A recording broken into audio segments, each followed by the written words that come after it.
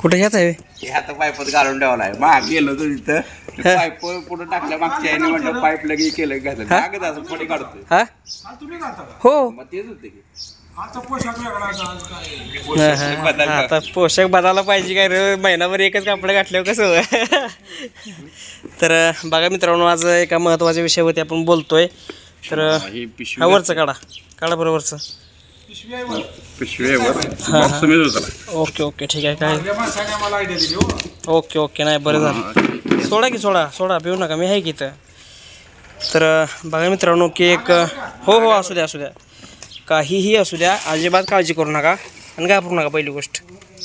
तर बघा मित्रांनो की एक महत्त्वाचा विषय आज आपल्यासमोर आहे. तर एका पाईपमध्ये त्यांनी इंडियन स्पेक्टिकल कोब्रा म्हणजेच नागजाती साप थांब की रे बाळा थांब की सोन्या. तर बघू शकताय कशा पद्धतीनं तो फणा वगैरे दाखवतो आहे. खूपच सुंदर या ठिकाणी साप आहे आणि याला इंग्रजीमध्ये इंडियन स्पेक्टिकल कोब्रा असं म्हणलं जातं. याच्यामध्ये न्यूरोटॉक्सिन प्रकारचं विष आढळून येत असतं. आणि बघा की कसं आहे की ज्या वेळेला सापाला धोका वाटतो त्यावेळेला साप असा पहिल्यांदा पूर्व चेतावणी देत असतो. बघा त्याच्या फण्यावर जर बघितलं तर दोन्ही समान एका बाजूनं वर आणि एका बाजूनं खाली असाच फणा नाही, लक्षात घ्या. याचा अर्थ हा नर आहे. आणि जर एका बाजूनं वर आणि एका बाजूनं खाली असेल तर ते मादी असण्याचे संकेत बऱ्यापैकी असतात बघा. आणि फण्याच्या पाठीमागचा जो मोडी लिपीतला अंक आहे तर तो तुम्हाला मी दाखवण्याचा प्रयत्न करतो आहे. बघा काळ्या रंगामध्ये आलेला आहे आणि त्याला पांढरट डिझाईन आहे. आता ह्या दादांची हालचाल जाणवली की तो साप त्यांच्याकडं बघून उभा राहतोय, म्हणजे फणा दाखवतो त्यांना. हलती वस्तू बघून तो फणा वगैरे दाखवत असतो. सरासरी बघा 4-4.5 फूट असते.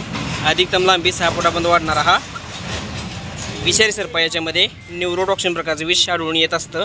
आणि जोपर्यंत आपण त्याला इजा पोचवत नाही तोपर्यंत कोणताही साप आपल्याला चावत नसतो, लक्षात घ्या. बघू शकताय कशा पद्धतीनं आपण त्याला पकडला आहे. आणि साप स्वतःहून कधी कोणाला चावत नसतात. त्यामुळं सापांना मारून कोणीही निसर्गाचं नुकसान करायचं नाही. बघू शकताय तो एकदाही आपल्याला चावण्याचा प्रयत्न करत नाही. आता का करत नाही? कारण आपण त्याला कुठल्याही प्रकारचा त्रास नाही दिलेला म्हणून. तर त्याला आता आपण बरणीमध्ये पॅक करून घेणार आहे बघा मित्रांनो. आणि शेवटी कसं आहे की तुम्ही आता या ठिकाणी विष्ठा टाकायची जागा जर बघितली तर ते फुगलेली दिसते बघा आपल्याला, म्हणजे हा नर जातीचा साप आहे असे संकेत आपल्याला मिळत आहेत. तर आपण त्याला पकडून घेऊया. दादा कॅमेरा पकडा जरा थोडासा आडवाच पकडा जसा आहे तसाच. तर बघा तो कशा पद्धतीनं फणा दाखवतोय, कारण तो घाबरतोय आपल्याला. तो घाबरूनच आपल्याला पूर्व चेतावणी देत असतो. साप स्वतःहून कधी कोणाला चावत नसतात.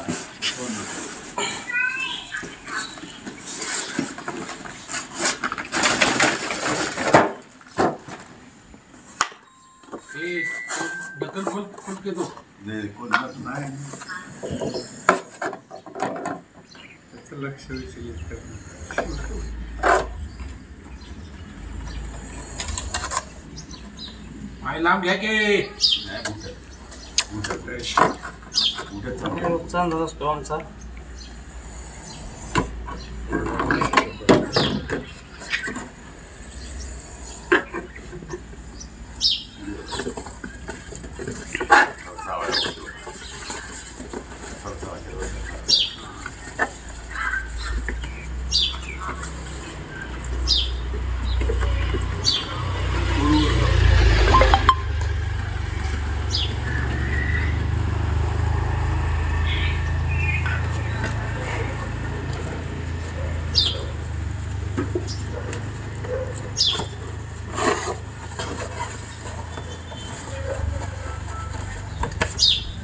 तर बघा मित्रांनो व्हिडिओ बघू कोणी सापाला पकडण्याचा प्रयत्न करू नका. तर माहिती आवडली असेल तर लाईक करा, शेअर करा आणि आपल्या सर्व मित्र विजय सूर्यवंशी यूट्यूब चॅनलला सबस्क्राईब करून बाजू बेल आयकॉन बटन दाबून ऑल ऑप्शन क्लिक करायला विसरू नका. तर दादा नाव सांगा तुमचं? कैलास भगवान किर्दत. कैलास भगवान किर्दत यांचं मनापासून धन्यवाद. बघा त्यांनी चांगला प्रयत्न करून, दादांनी सुद्धा चांगला प्रयत्न करून त्यांचं मनापासून खूप खूप धन्यवाद. त्यांनी चांगल्या प्रकारे त्याला एकदम असं पाईपमध्ये पकडून ठेवल्यामुळं हा साप पकडणं आपल्याला शक्य झालं. त्यांचं मनापासून धन्यवाद.